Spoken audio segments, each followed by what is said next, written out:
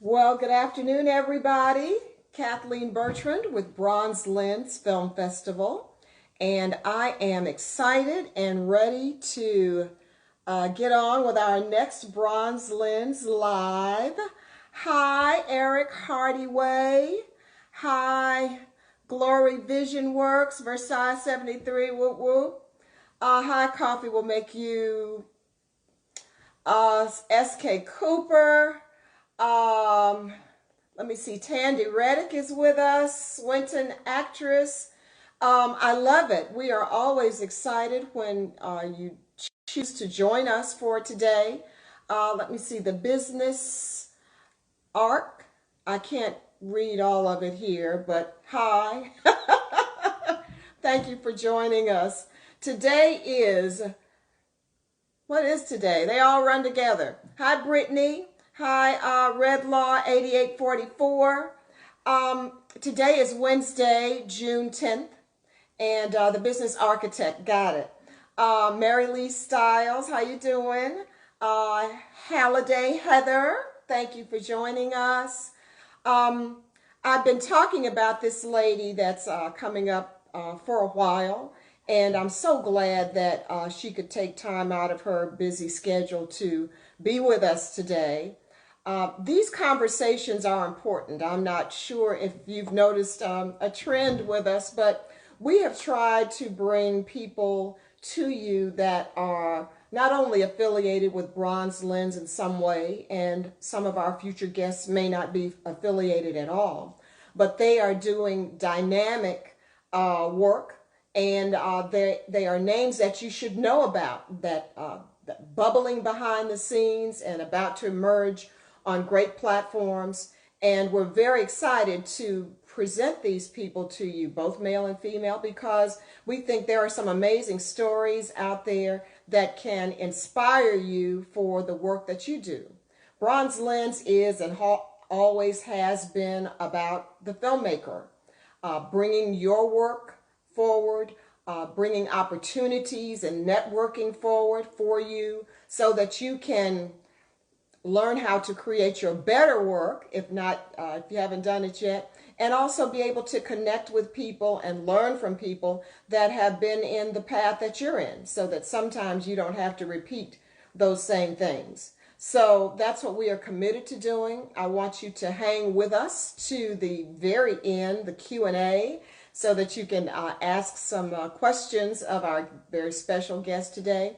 And also I have some very special announcements that I want to share with you today about BronzeLens. I'm just really excited about the direction that we're taking. And with you by our sides, we can't lose. So anytime that you want to request in for our special guest, this sounds like that old television show, What's My Line? Please sign in. But anytime you want to request in, we are ready to have you. Oh, Thea, thank you for joining. Awkward Blossom, thank you for joining. Deep Dark Grooves, okay, that's a name. Thank you for joining us. Betsy H Squared, thank you for joining us. Amber Patton, thank you for joining us. Glad to see all of you. So once our guest comes in, I know she's here somewhere. I may have just missed it. So stand by. How's your day going, everybody? I hope you are all staying safe and out of harm's way. The pandemic is still out there. It hasn't gone away. I have a doctor friend that put a message out this morning that talked about all the various random ways that people are still contracting the disease of COVID-19. So while things seem opened up, make sure you don't let your guard down. Keep your mask on, wash your hands, social distance, and all of those things that we have to do in order to stay safe for ourselves and for our families. I think that's also very important. I know I saw, let me see, there she is. All right. Let me just set a request. All right. Reading. And so, ladies and gentlemen, hey, David Slocum. Ladies and gentlemen, please put your hands together. And let's welcome our special guest to BronzeLens Live, Deborah Riley Draper. Let me see. Hold on. Let me put my earphone back in. Can you hear me, Deborah? I can hear you fine. You can hear me fine? Okay. All right then. Wonderful, wonderful. I love it. So, Can you see me? Can you hear me? Can you see me? I can hear you. I can see you. Who had Great. that song? Roy Ayers had a song. Can you see me? Yes, I can. Glad to Hi, have you with us. thank you. I'm so glad to be here. Hello, Jen Lou. That's my Facebook scene film family. I saw Lacey Barnes from Coffee Bluff Pictures and Yeah, Tondi Reddick and Latricia. So I'm so happy that my film family is on. Obviously, BronzeLens, you've been a part of my film family from the very, very, very beginning. So sending love to all of the people who send love to me and support me, and you are one of those people. It's absolutely. here. This is my very first ever IG live interview, so I'm like all nervous. I was fumbling, like, can you hear me? No worries. Listen, I'm an old pro. I'm, what, 3 shows in. So, Trailblazer Studios is here too. That they cut our film Olympic Pride, American Prejudice. So they're coming in from North Carolina. Like I said, our Facebook scene family is popping in from Los Angeles. Not too early for them, but they're here, so it's all good. awesome, awesome, awesome. So, Deborah Riley Draper, there are Yeah, so many titles for you now.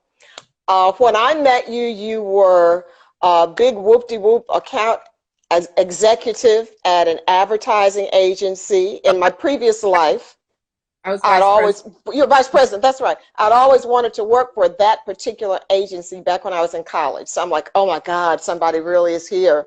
Um, since then, you've gone on to become a documentarian, uh, filmmaker extraordinaire, um, author, screenwriter, director. That is quite a journey, young lady, in just 10 years. In just 10 years. Thank you so much. Today is the 10th anniversary of Coffee Bluff Pictures, so I'm very excited celebrate that. The concept of this was started in 2008. My mom had cancer, and she had renal cell carcinoma in 2008, and she passed away. And before she passed away, I was sharing with her that I wanted to make films, and she was like, in my mother's true form, she was sick, but she was like, now let me know if you need me to be in it. I was like, okay. um, Yes. and I started making films after she passed away. So she was never physically with me, but always with me in spirit. So the Yes. name Pictures was registered with the state of Georgia on June 10th, 2010, 10 years ago today. So it's our Wow. anniversary. We are 3 films distributed, 3 films in production right now. So we are thrilled, and a Simon and Schuster best-selling book. So as a content company, we are feeling really proud of ourselves. We You also, should. yeah, we are really feeling really good about ourselves. I have to shout out Lacey Barnes. She was newly promoted to our Chief Opportunity Officer, our new COO, in our 10th year. So that's pretty exciting that we have that opportunity and distinction now. Um, Congratulations, Lacey. Yes, yes. Big news, big ups to Lacey. What's really incredible is when we met, I was volunteering because I wanted to use my time wisely, and I wanted to support what you were doing. And I'm happy to have been on your board. I'm happy, more happy to have won some awards at your festival, and That and part, yes. that part. But most happy about having been in those very initial meetings when we were figuring things out, and so proud to have watched this festival grow to be an Oscar nominating festival in the short category. Yes. Yes, all of that. Whoop, whoop, Yeah. yes. But thank I, you, Deborah. You know, I've mentioned your name in this forum a couple of times before because it was because of your volunteering and your energy and passion that we were able to get Ava DuVernay to come to Bronze Lens for our very, very first year. That was you. And it was also because of that that we went on to become a part of her distribution network, which is now called Array. That started with you.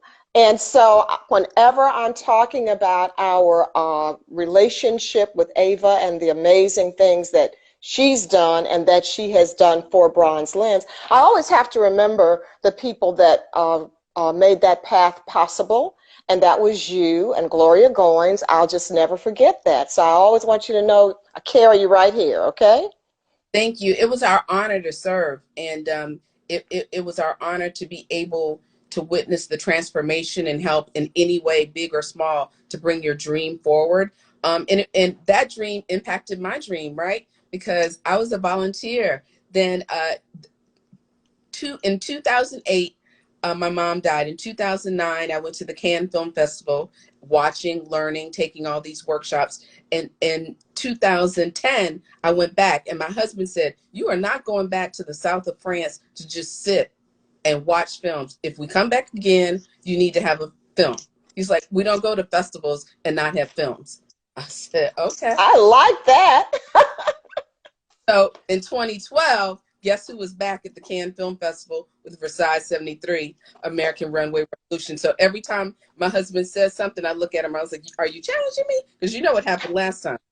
So, but all of those steps and being a part of all the workshops and sitting in the superstar luncheon and watching all those amazing women was inspiration. And I was like, I'm going to be back at the Cannes Film Festival, and I'm going to be a BronzeLens superstar, and I'm going to win an award there. And And you so did. That was the year that Deborah was named as our emerging behind the scenes superstar.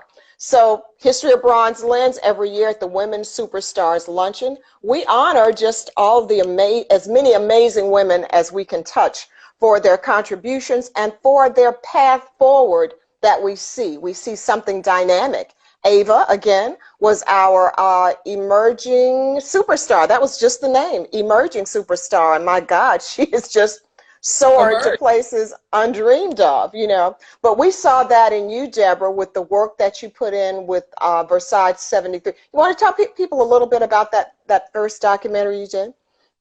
Absolutely. It was kind of crazy the way that started. You know, I knew I wanted to make a film. I promised my mom I would make a film. And it was that January, Psychology Today published an article from a researcher saying that Black women were the ugliest women on earth. I And remember that. I remember remember that? that. It was Hmm. insane. And the researcher said, based on symmetry and eyes and nose and mouth, that we were the ugliest women on earth. So I just couldn't even put my words together, and I still can't to this day. And I was furious, and I didn't know what I was going to do, but I needed something. And I tell you the way God works. So I'm in the car and I'm listening to NPR, and I hear the most amazing woman, Barbara Summers, on the phone. She's, you know, longtime model, and Yes. Barbara said Versailles was the most glorious moment in fashion history. Women who were descendants of slaves tore the roof off the place. And that was all she said before my reception went out. So I didn't know what she was talking about, really. And I did some research, and I realized she was talking about November 28th, 1973, when 12 Black models accompanied other models and 5 designers to take on the French. And American ready-to-wear pret-a-porter was born. And I said, somebody needs to make a film about this. And true to form, Mike was like, make it. And then went on in the kitchen and made a sandwich and just kept it moving. I was We like, love Michael, don't we? Just put we, that in the thread here. We love Michael because that kind of inspiration is so special. Yes. yeah, he made a sandwich and kept it moving. And so I decided, you know what, someone's going to make this film. And as a result, I made a documentary called Versailles 73, American Runway Revolution. We shot it in New York and in Paris. We went back to Versailles where the deed was done. and we were able to find Black models like Beth Ann Hardison, Pat Cleveland, Alva Yes. Chin. Um, Yes. we had people from both the French side and the American side discuss the impact that 12 African American models made on the global fashion industry, and the fact that they did not receive credit for that, and the fact that so many designers, Halston, Oscar de la Renta, Donna Karan, Anne Klein, back in 1973, were not household names, and these models helped put the industry and those names on the map. And that's the story. And we were so excited about this film. Obviously it. But you never made a documentary, Deborah. What are you talking about? Well, how does this happen? What? Well, it's funny because when I called Stephen Burrows, who was the only African American designer at that event in 1973, when I called him on the phone, I said, "Hello, this is Deborah Riley Draper, and I'm a filmmaker." It was the first time I said those words out loud. And Wow. I said, "I want a documentary about this major event that took place. You were the only Black designer. You were in Paris. You showed at Versailles with Halston and Yves Saint Laurent." And he was like, "I've been waiting to tell this story for 40 years. This is great. Wow. Can you come to New York in 2 weeks? And I'll be happy to do the interview." The documentary is called Versailles 73, American Runway Revolution. Someone asked that question. You can go to coffeebluffpictures.com, coffeebluffpictures.com, and learn more about it. But in that time when I was on the phone with Stephen Burrows, we didn't even have a website that I could point you to. So I'm talking to Stephen, and he said, "Can you be here in 2 weeks?" Absolutely. Kathleen, I didn't have a crew, a camera, or a plane ticket to New York, and I wasn't even sure I could get off of work. But God. Yes. Yes. beginning, I had a ton of clients, I had a ton of commercial campaigns that had to be delivered for the ad agency, and I went in and I said, "I'm gonna need to take a vacation for about a week and 2 weeks. Is that?" And they were like, "Sure, you can take a vacation." And so we flew to New York. We put together a motley crew. We flew to New York and we started interviewing everyone connected with this incredible, incredible story. And 18 months later, we had a film and it screened at the Marché du Film at Cannes. I'd never obviously directed a film before. I'd never written a documentary before, but I set my mind to do it, read a lot of books. I took a whole lot of classes and watched a ton of documentaries. And then I relied on what I knew I could rely on myself and work ethic and the ability to tell stories, because that I had been doing for a very long time on the commercials, 30 seconds, 60 seconds, branded content. So I was confident in my ability to tell stories, certainly. But finding the right team and the right crew and putting that together is definitely a skill set that I developed on the advertising side. And in general, I laugh all the time that, all the skills I learned in my job at Chuck E. Cheese when I was in high school, Oh my God. Talk my about that. No, that sounds like everything I learned in kindergarten. Talk about your job at Chuck E. How did that connect to this? My interview at Chuck E. Cheese, I was about 16 years old, and I went in, and the man said, "Do you know where you are?" And I looked around. I was like, "Chuck E. Cheese?" And he said, "No, this is an entertainment conglomerate." And I was like, "Right, sure." And he said, "Do you know who's the founder of this place?" And I didn't know. And he said, "Do you know what else he has developed?" I didn't know because I was not prepared. And I had not researched the fact that the owner of Chuck E. Cheese was also the founder of Atari and created the technology that would go on to be the technology that underpinned Pixar. That was my first job in entertainment. That was my first entertainment boss. Wow. And he taught me to be prepared. He taught me to investigate. He taught me to ask questions. He taught me to be ready. And he taught me about the connections of business. And so I learned that at 16 at Chuck E. Cheese, and I was the official birthday party hostess. So organized a crew of other 16-year-old teenagers organizing birthday parties for a bunch of 5-year-olds. So there's a lot of that related to directing. Yes, I see it. Yeah. And, there's no tougher audience than 35-year-olds. No tougher audience. So that, I joke about that, but there there are incredible connections in everything you do, because a lot of times, you know, a lot of filmmakers like myself, we didn't attend film school. We studied other things, but along the way, you pick up all these skill sets, Kathleen, that are not only transferable, they're necessary, and they're requisite to being a good leader. They're requisite to being a good director, requisite to being a great storyteller. And, you know, I love that. To this day, I love Chuck E. Cheese. So I owe Chuck E. Cheese a lot. But along the way, I also owe a lot to my BBDO family. I spent 8.5 years at BBDO. I worked at other agencies too, but that is the experience that really helped me understand the impact I could have, you know, as a storyteller, the impact I could have as a content creator. I love my experience at Burrell as well. That was the very first time that I ever wrote a commercial, and the only time that I wrote a 30-second commercial that aired nationally, and that happened at Burrell. And Do you remember who yeah, the client was?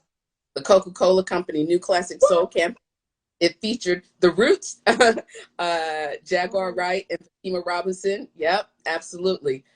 Caroline Robinson was the brand manager, and Caroline is a part of the Coffee Bluff Pictures family as well. So And that's Caroline was executive producer for King Esther, whose yeah. director was just on BronzeLens Live last week. Dewey, yes. Caroline and Dewey have 4 daytime Emmy nominations. So Yes, ma'am. yeah, Caroline was my client, and so we have come a long way since our advertising and marketing days. I was her VP account director, and she was running multicultural marketing at the Coca-Cola Company at the time. And then, you know, we had a vision, and as a result, we both have production companies. We've worked together, we've worked apart, we'll work together again on something very soon. And then and that's what it's about, developing those long-standing relationships. And that's what I learned too at Chuck E. Cheese. Lacey's worked on every project I've ever been a part of in the last 20 some odd years. So that part is critically important. Finding your tribe, finding the people Absolutely. that you love to be with, you know, Absolutely. Absolutely. that And that share your vision share and the that you vision, share their vision. and they believe in you, right? Yes. You Yes, know, absolutely. yeah, Tondi Reddick is on here too. Tondi is marvelous. We went to the same high school. And she's from Savannah as well. And so being able to work with people, that's incredibly important. And it's really important to lift each other, and important to understand. I equate a lot of things to sports because I love sports.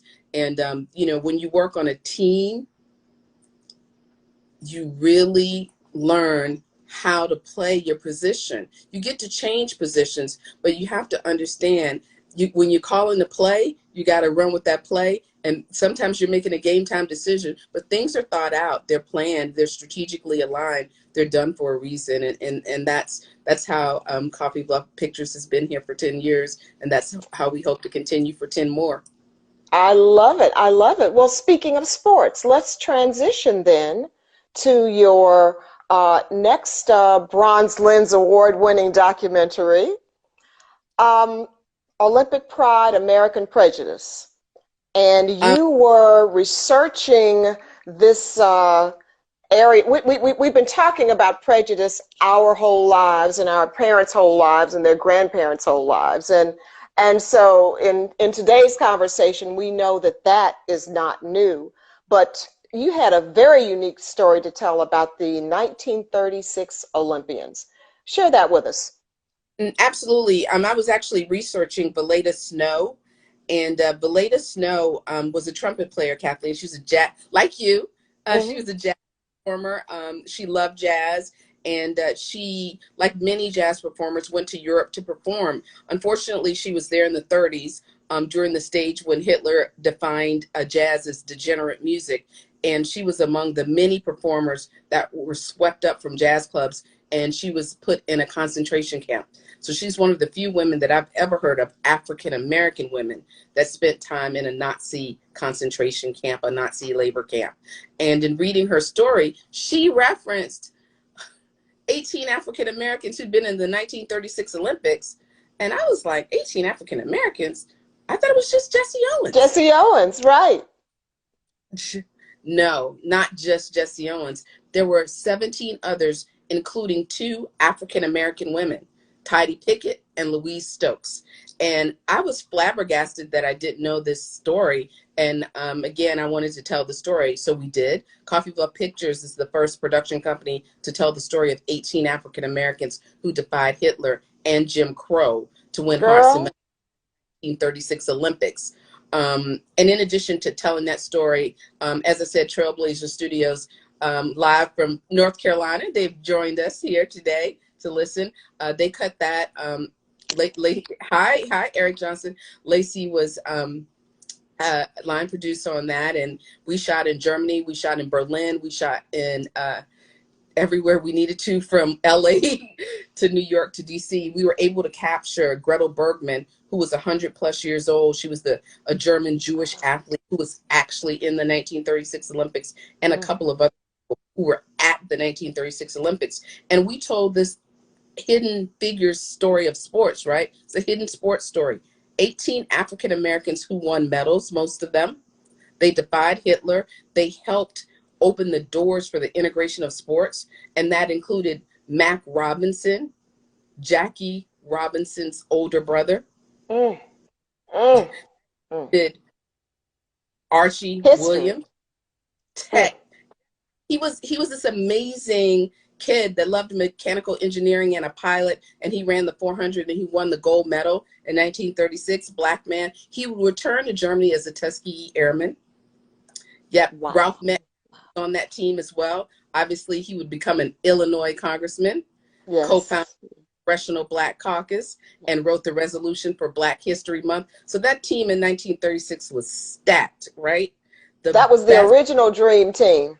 That was the original dream team. The best, brightest student athletes you ever can imagine. And nobody knew their names. History didn't record their victories. They were intentionally or unintentionally left from the story, left from the books, and left from every movie about the 1936 Olympics ever made until this one. So we're very proud of that. We're also we're like, you know what? In 1936, they were not invited to the White House. So that became a little bit of a irk to us.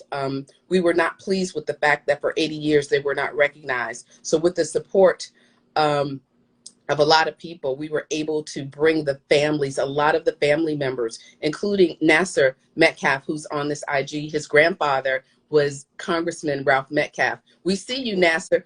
Yeah, proud Yes. Morehouse. We see you. His grandfather was, as I said, a congressman, but we were able to bring many of those families to the White House, the Obama White House. Woo! And How wonderful was that? Oh my goodness, Deborah. It was everything. Their family members were recognized for the very first time in 80 years for their achievements and their accomplishments. And following meeting President Obama, we went to the National Portrait Gallery and we showed them the film for the very first time. So it was the very first time their family members actually saw like their grandparents or their parents running. Like Tidie Pickett's daughter was like, oh my God, my mother's running. She saw her mother run in the 1936 Olympics stadium in front of Hitler. She saw that old news footage, right? And she saw that footage shot by Leni Riefenstahl for the first time. And everybody cried. We all cried. I'm about to cry now. Yes. Yes. Thank you. Yes. And we love you very much. And we love your family. And we love the fact that you've contributed so much. Nasser's family, obviously the Pollard family. Fritz Pollard won a bronze medal. Fritz Pollard Jr. won a bronze medal at the 1936 Olympics. Fritz Pollard Sr. was the first African-American in the Rose Bowl, the first African-American football coach, 1921. And his son would go part of the 1936 Olympics. Their family's contribution to sports is immeasurable. So we're proud of all 18 of these families. They opened the doors. We don't know how long it would have taken to integrate sports if these brave, courageous patriots hadn't faced Hitler, fascism. You know, they were competing under flags flying, you know, swastikas. So it's a very tough. Yes. And then they had to come home. You also talk a little bit about the greatness of that moment, and then they had to come back to America. Yes, and before I talk about that, I want to say hello to Evelyn Bacon. She's on this IG. She was the first person I met in Cannes at the Cannes Film Festival. She was the first Black woman and the only Black woman to walk into my Versailles '73 American Runway Revolution screening in the south of France. So thank you for joining us. And she has come to virtually every screening I've ever had in any country around the world. She's become my I, film fairy mother. So I shout love out it. to you. Thank you so much. Yeah, we talked about the fact that these athletes represented a country that didn't represent them. We talked about the fact that they came home. And when they came home, all of those victories, all the applause faded. And they were reminded that they were second-class citizens. They were reminded that Jim Crow was in full effect, but that did not stop them. They pressed on. They created pathways. While they may not get to enjoy everything that athletes today get to enjoy, they made it a possibility. They made it a real thing. They gave us all hope. I wouldn't be here if they didn't take a lot of bumps and bruises in terms of marketing and publicity. That was the first televised Olympic Games in history. So a lot of things were happening at that time. Technology was moving at an incredibly fast pace in 1936. So you have international superstars who are African American in 1936. And I just ask everybody to respect what they did, understand what they did, and celebrate what they did. If you haven't seen the film, see the film. Our documentary was actually recognized by Simon and Schuster, and it became a 400-page book. That It's was my kind of like, next question. Yes. Talk about that. What? yeah, I know, right? We went from a film to a book instead of a book to a film, but sometimes I do it backwards. But that's just, that's how As it long works as out. it's done. That's the main thing. As long as it's done. So yeah, that book's available now, and the book goes into deep detail. We start the book, Kathleen, when Hitler's in jail, because people need to understand how this actually happens. Someone says, where can you see it? If you go to Mm-hmm. coffeepictures.com, you can see the book and or any of the films, but the films are available on Amazon Prime right now, or you can go to Coffee Bluff Pictures and link to other places that you can see the film or get the book. But like I said, we start with Hitler in jail in the book because we need to really understand what was happening on the German side and understand what was happening on the American side. So when we get to 36, you can see all the politics and oppression at play. Mm-hmm. Oh, I love this. So, didn't I see your book is it ranked in some best-selling list or something like that? Yeah, there was a period, and you know what? We launched this book right in the middle of a pandemic. Not who knew it was coming, but we launched right before there was a shelter in place. So I only managed to get like 2 stops on the book tour before it was shelter in place. Wow. But yeah, but the book was moving up the charts on Amazon. In 1 week, it was #1 in Black history, sports history, and Olympic history on the Amazon. Yes, Deborah. So super Yes, yes. pleased about that. We want to, stay on top of those lists. If you have friends and family who you think might appreciate this story, send it to them. If you have friends and family who don't think they would appreciate this story, send it to them anyway. And if you have Yes. colleagues and allies who want to learn more about Black history, start here because it's important to understand, what oppression looks like and feels like, even when you're at the top of your game. So I Mhm. think that would be, a good gift, right, for a lot of people. Yes. And what we'll do, this interview, we save and it lives on the website at bronzelens.com. And so we will make sure that we include the links that are in this thread, both to your movie and to where people can find your book, okay?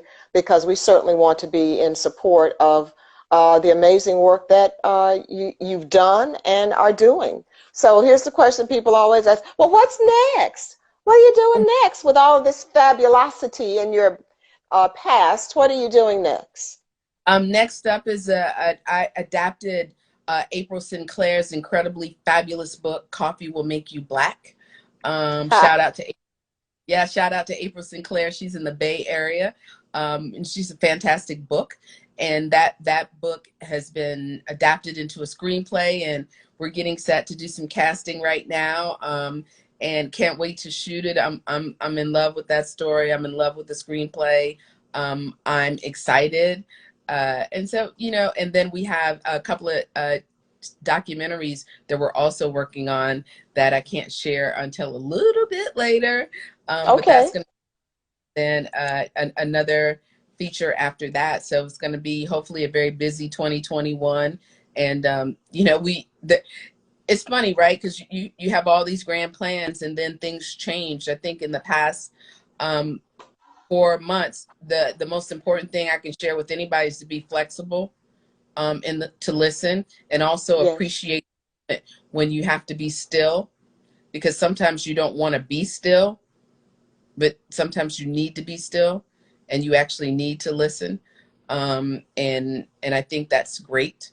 I think there's a lot of noise right now. And I think for me, being very judicious about what I pour into myself, what I listen to, where I take myself, who I engage with, becomes incredibly important. So, the quiet has been good. The stillness has been good. The ability to focus without distraction has been good. Especially if you're a creative person. We have so many, on any given day, my brain is sliced up into like 5 different things that are going on, And so that the whole period here, sad as it has been, and lives lost, even leading up to the current unrest that's in the country now. But still, there's a part of me that's been able to just kind of pull back and concentrate on things the simple things. I was outside today and just thinking about the simple things in life that we tend to forget when you got a meeting over here, a meeting over there, and you got to run over here and run over there and pick up this and stop there, go get something to eat. And just being home has been a very good experience for me. I didn't think so, but it's been a good experience. It's a great experience for all. Man, I've been like knocking pages out. So I'm grateful for that. My heart and soul goes out to all of the people who've lost someone. My very precious Aunt Hazel passed away about 6 weeks ago, and so that has really kind of helped me rearrange a lot of things in my head and in my heart.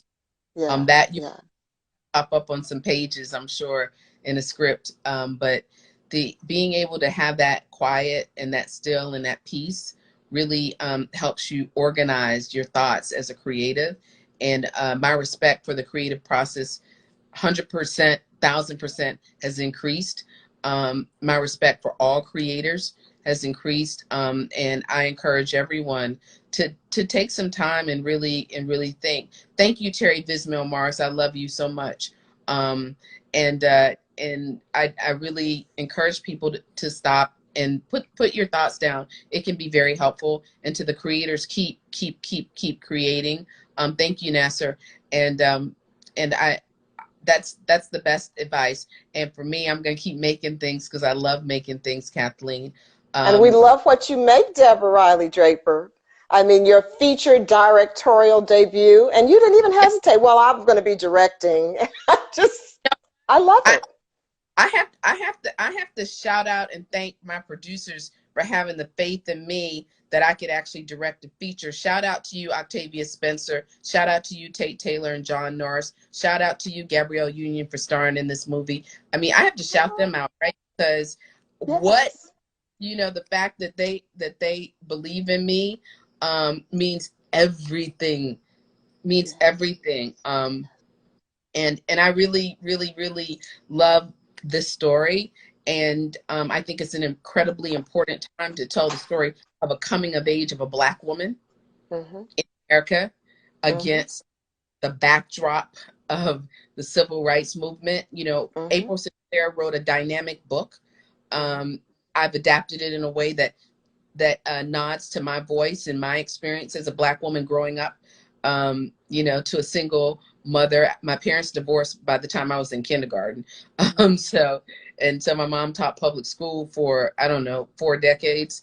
And so my experiences with the character Stevie are intertwined in a lot of ways. So I'm grateful to be able to tell that story, and I'm grateful for all the people involved, and grateful to you, because you've always been a believer in my talent, and you've always, yes, Kathleen, you've always bigging me up. I love that.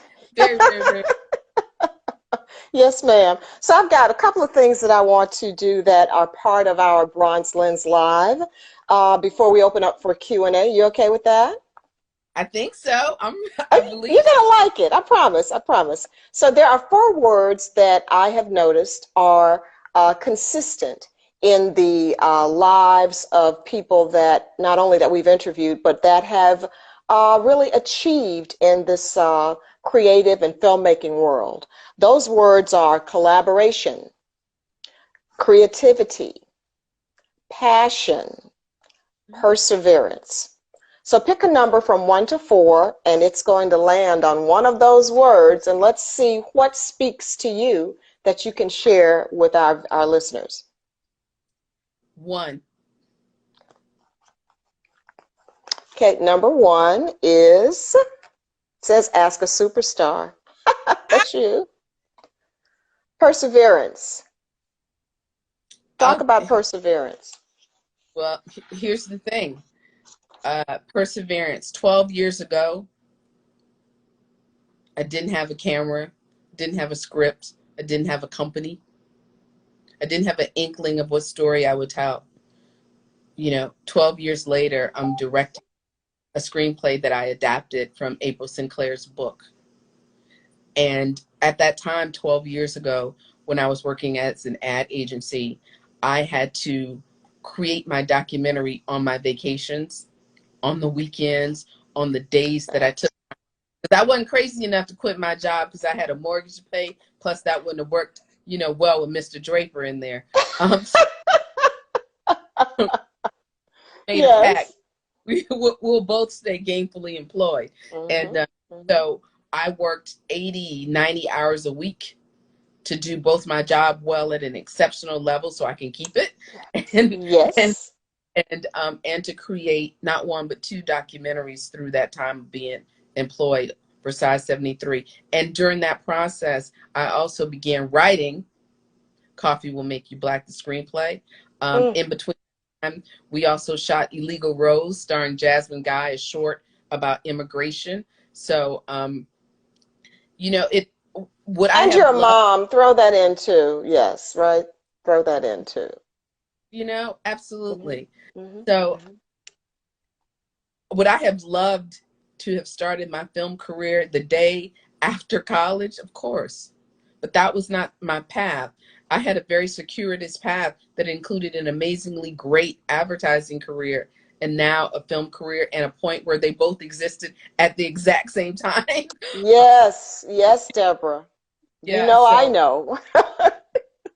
Exactly. So, it's doing ad campaigns in the day, coming home, and trying to write and trying to sell and trying to get distribution and trying to create everything you need to create a production company, which, as we said, is 10 years old today.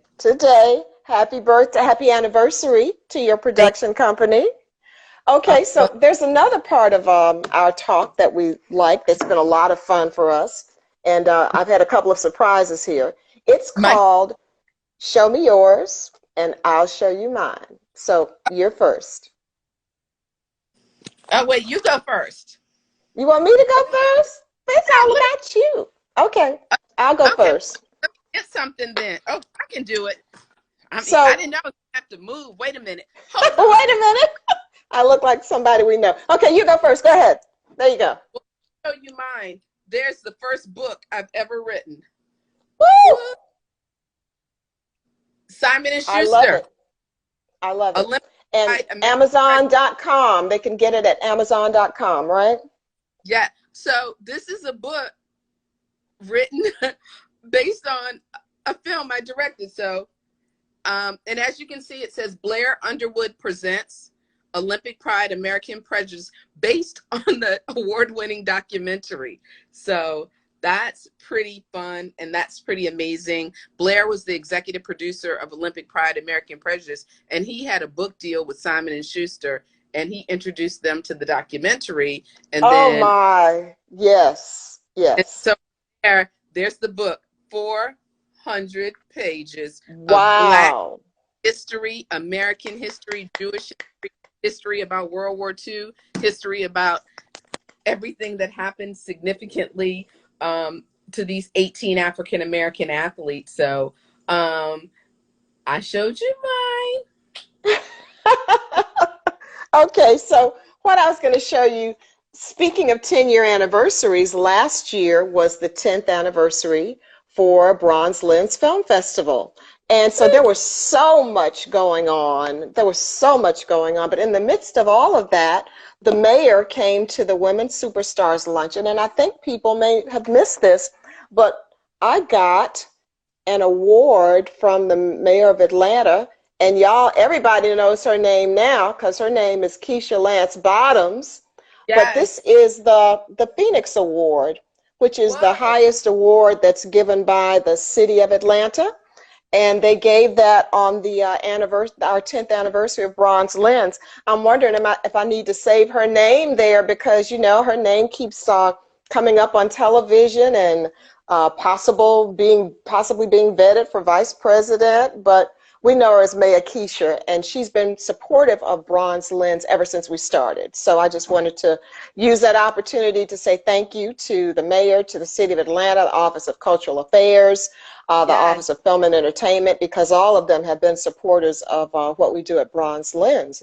So, Ms. Deborah, anything else you think we need to talk about? Because I'll have one more thing I want to do, and that is open up for Q&A. Okay, great. I made it through your two surprise elements there. So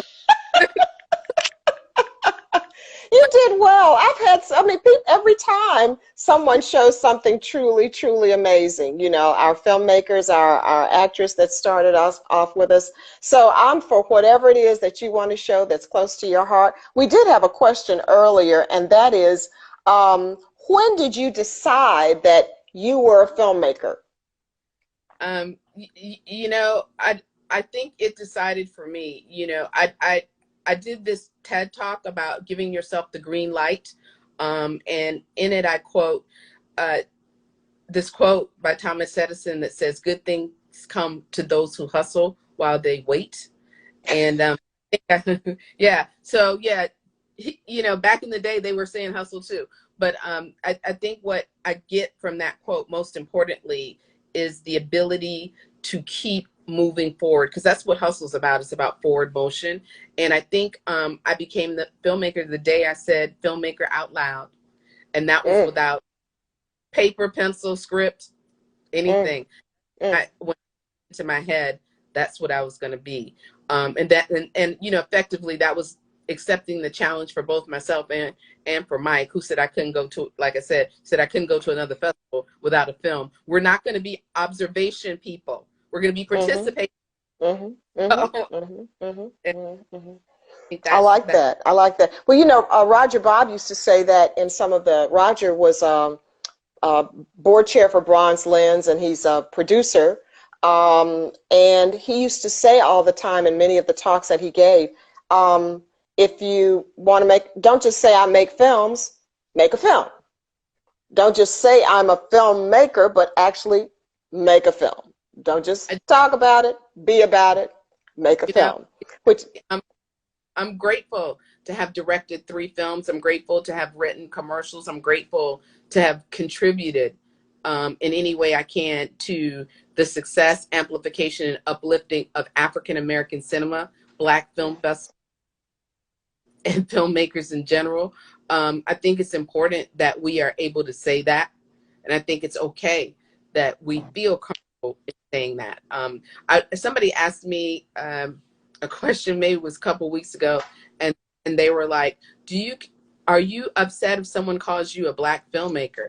And I was like, no, I'm not upset. You know, as long as you call me a filmmaker, I'm happy with that. And I am a Black woman, and I'm never gonna ever not claim that. So that for me will always be important, because the way I tell my stories are based on lived experiences, and and that's who I live as. I'm born and raised in the South, so I'm Southern, and I'm a Southern Black filmmaker who is a woman, and that's who I am. So that's how my stories are born in my head and born in my soul, and that's how it comes out. So I'm never offended by that, or I don't mind that. I Your accept. impact is global, Deborah. Your impact I is global. I mean, I'm a Southern girl too, but your impact is global. From fashion to history, your impact is global. You're telling stories, and that's what we really build our festival around, is the amazing stories that are in our. Just think, if you hadn't stopped to take that time to research and do the accurate history of what happened in 1936. I mean, many of us on this call, on this thread here, we didn't know things that you were telling us today. But that's part of telling our stories. There's just amazing history all over this country, all in every state, every small town. There are amazing stories of things that we have done to contribute to the greatness of this country. And what I love about the festival most are the many, many filmmakers that tell those stories, much like you've done.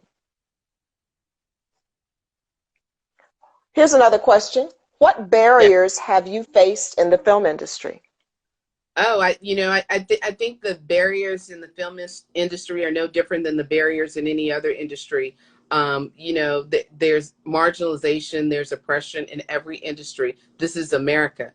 And I think as Americans, we need to accept that fact, that we have microaggression, we have racism, we have oppression in every corner and facet of this country. And we have to understand that, and we have to accept that. Specifically for film, I would say financing probably is the biggest hurdle. Being able to receive funding, being able to reach the funders who would be interested in the stories that I wanted to tell initially. So the first film was financed 100% by me and Mike.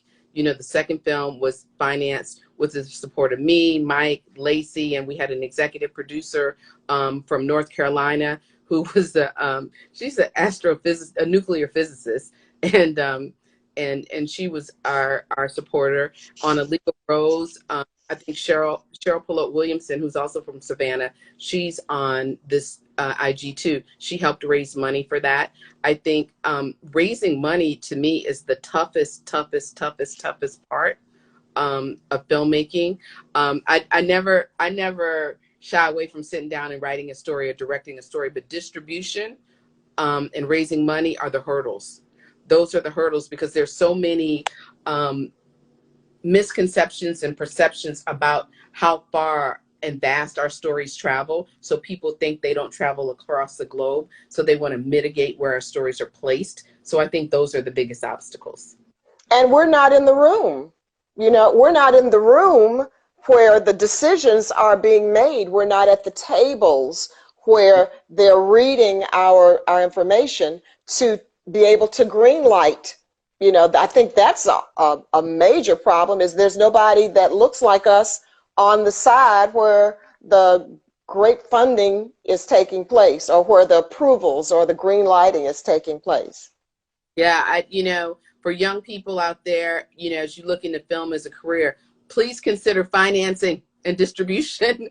We need you, and we need you at that table, and we need you understanding how the entire waterfall of filmmaking works. We need that Mm-hmm. now. Mm-hmm.